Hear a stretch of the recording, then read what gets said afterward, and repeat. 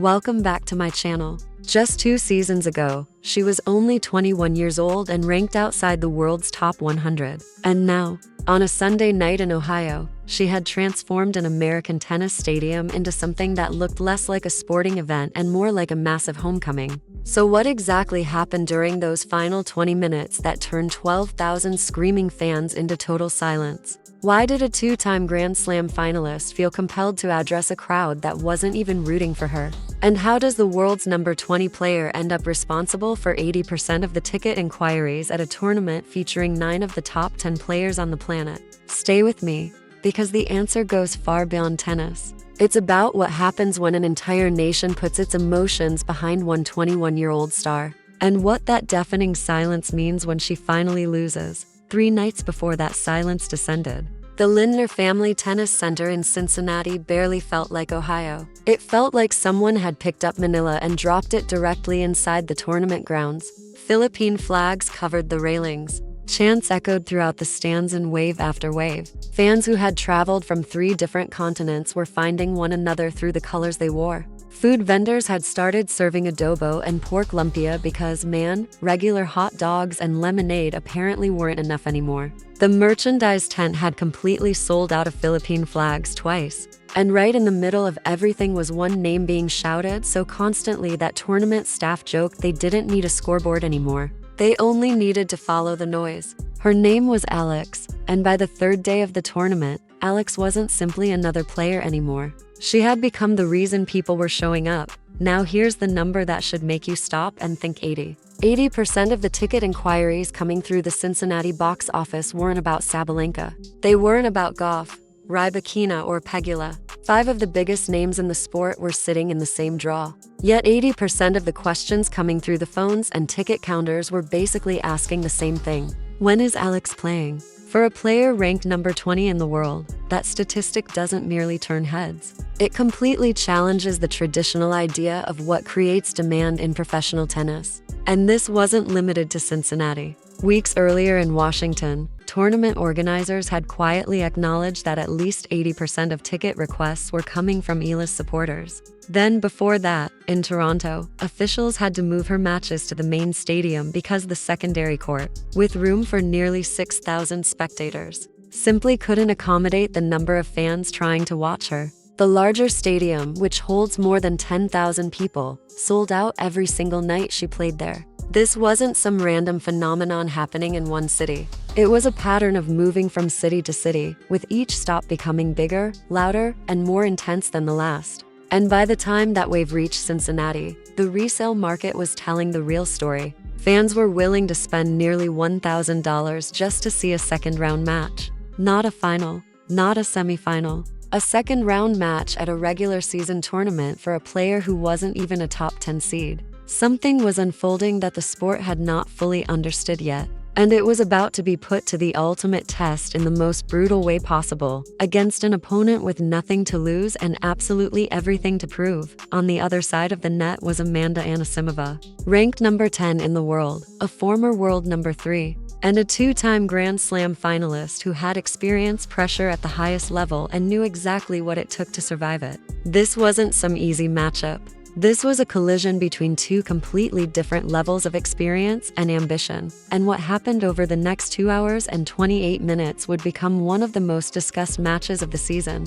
Not simply because of the winner, but because of how close the other side came to creating a completely different ending. The opening set felt like a chess game disguised as a boxing match. Both players traded holds and tested each other until the 5th game suddenly became something else entirely, a brutal 20-minute battle inside one service game. 13 deuces. Anisimova faced 8 separate break points and somehow couldn't convert a single one. Every time the opportunity appeared, Eala slammed the door shut. That one game alone could have drained everything out of a player. But somehow, it was only the beginning. The set continued swinging back and forth, one break followed by another until the 10th game, when Alex finally grabbed the opportunity that mattered and closed the set 6-4. And when that final point dropped, the stadium didn't simply cheer. It erupted.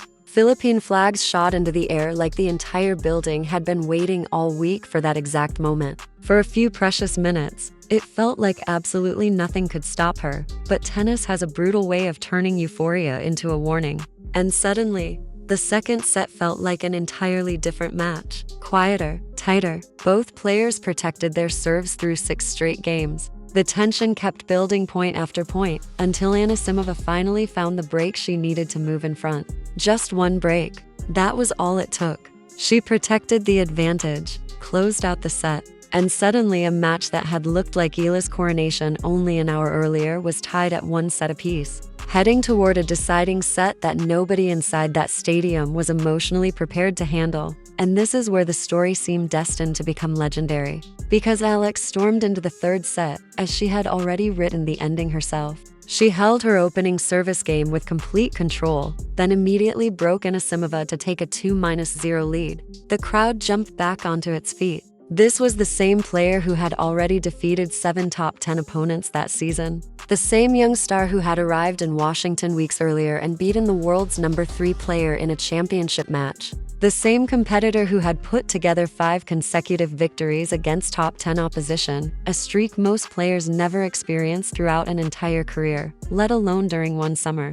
2 games ahead in the deciding set, facing a 2-time Grand Slam finalist, with an entire stadium chanting her name. This looked like the moment that streak would become 6. And then, without warning, everything changed. It didn't fall apart instantly, and man, that's exactly what made it so painful to watch.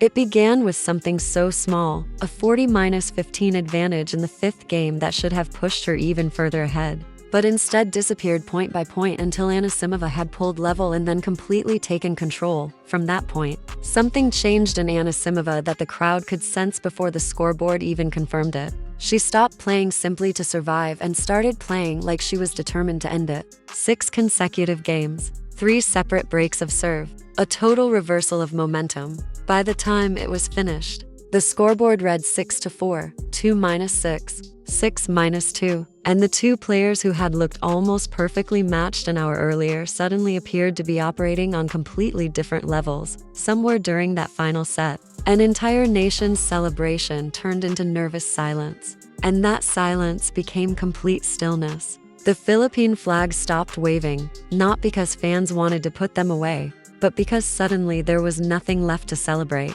When Alex finally walked off that court, it felt like something inside the building had walked away with her. The energy that had taken over every corner of the Lindner Family Tennis Center for 3 straight days didn't slowly disappear. It simply switched off, almost like somebody had pulled the plug. Within minutes, sections that had been packed with standing fans were suddenly half empty. The chants that had echoed through the concourses all week were replaced by something almost haunting. Footsteps, ice machines, and the quiet hum of a stadium, slowly remembering what normal sounded like again. And that's when Amanda Anisimova, the player who had just delivered the heartbreak, stepped toward the microphone and said something nobody saw coming. She didn't celebrate at Eala's expense. She didn't minimize what had just happened. Instead, she looked toward a crowd that clearly hadn't been supporting her and essentially admitted that she understood exactly why. She acknowledged that there had been genuine support for her that night,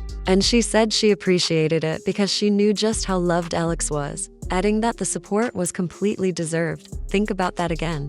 A 2-time Grand Slam finalist, a former world number 3, someone who has played through hostile crowds on some of the biggest stages tennis can offer, standing behind a microphone and essentially thanking a stadium for whatever support remained from a crowd that had come to see somebody else. And she openly recognized exactly why those fans were there. That's not something a player says casually unless they truly feel it. And right there, in front of cameras and thousands of spectators, she confirmed what ticket offices across North America had already been quietly realizing for weeks. This wasn't normal fandom. This was something much bigger. And even the players standing on the opposite side of the net could feel its impact. So now, let's talk about what this loss actually cost, because the numbers are almost as shocking as the match itself. A tournament worth $7.4 million had essentially built its entire week around one player's drawing power.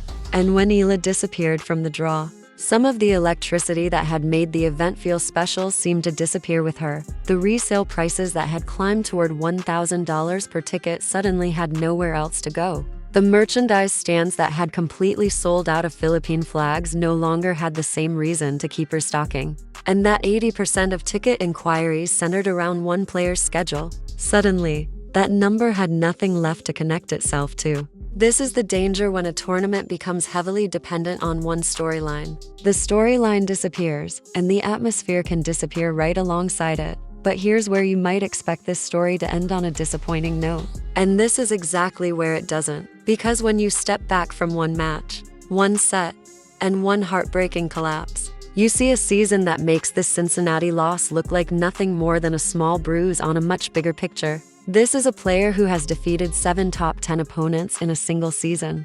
A player who captured her first WTA Tour title this year. A player who reached the 4th round at Wimbledon. A player whose overall record against top 10 competition now stands at 9 wins and 5 losses. That is an elite-level win rate that most players twice her age would happily accept without hesitation. The Cincinnati defeat didn't erase any of those accomplishments. It simply added another chapter to a season that was already historic long before this match began. And the timing of everything happening right now matters more than you might think. Because the US Open begins on August 30th, and for the first time in her career, Alex is expected to enter that tournament as a seeded player. Last year, she made history by becoming the first Filipino player to win a Grand Slam match at Flushing Meadows in the modern era. This year, she comes back with a career best ranking, some filled with victories over some of the biggest names in the sport, and whether she wanted it or not. The mental toughness that can only come from experiencing a loss like this, before the tournament even begins.